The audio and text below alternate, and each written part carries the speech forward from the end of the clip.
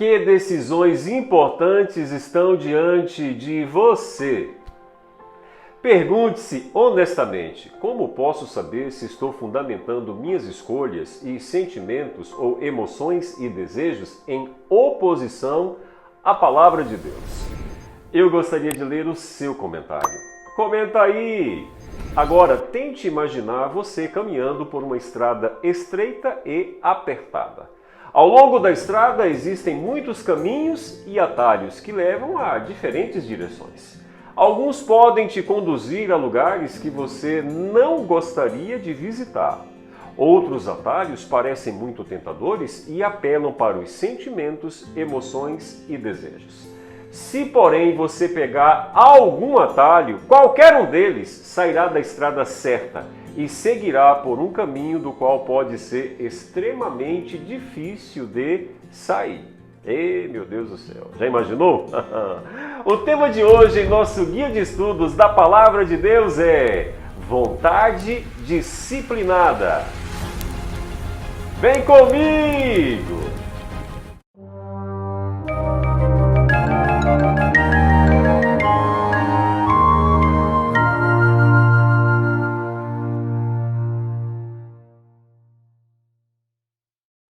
Acompanhe agora o texto da Palavra de Deus do estudo de hoje. Portanto, estejam com a mente preparada, prontos para agir. Estejam alertas e ponham toda a esperança na graça que será dada a vocês quando Jesus Cristo for revelado.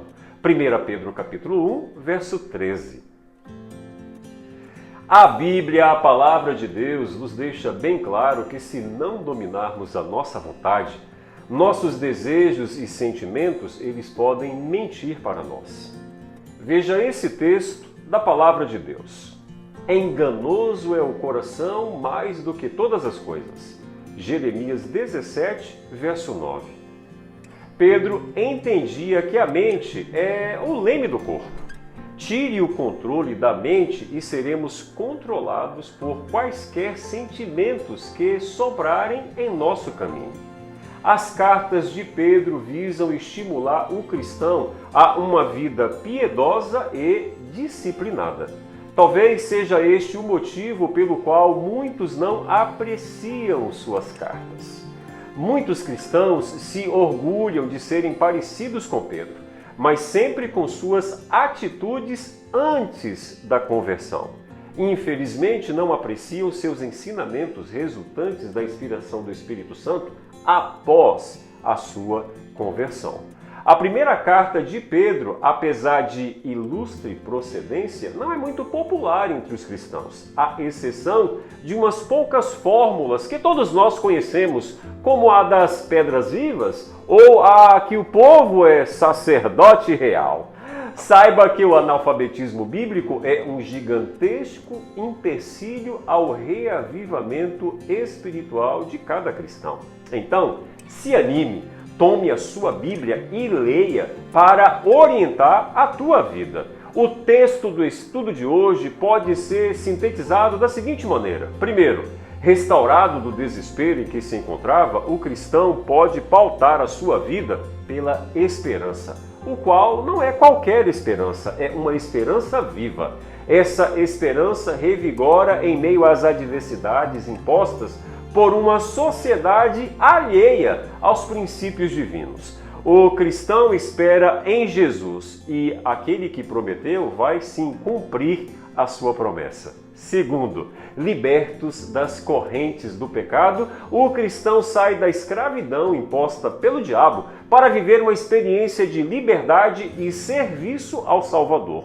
Longe da perversidade e da maldade, o cristão passa a viver em santidade, uma vida, claro, de disciplina. Pautando-se pela palavra de Deus, consciente de que o juízo vindouro e o preço pago pelo sacrifício de Jesus, o cristão tem todos os recursos necessários para elevar-se da corrupção para a santidade.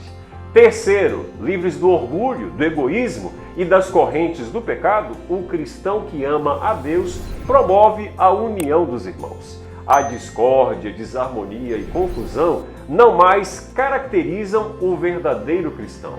O amor altruísta no coração do converso eleva o relacionamento para níveis de muita intimidade com Deus.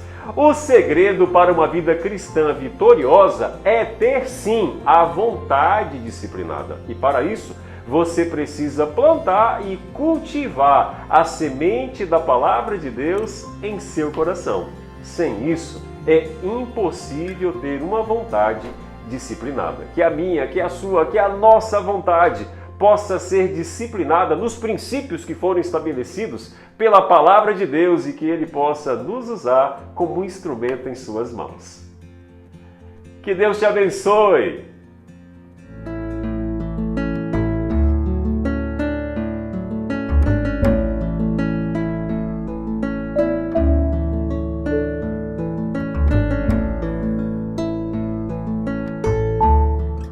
Vamos orar, bondoso Deus, ajuda-nos, Senhor, a dominarmos a nossa natureza, principalmente a nossa vontade.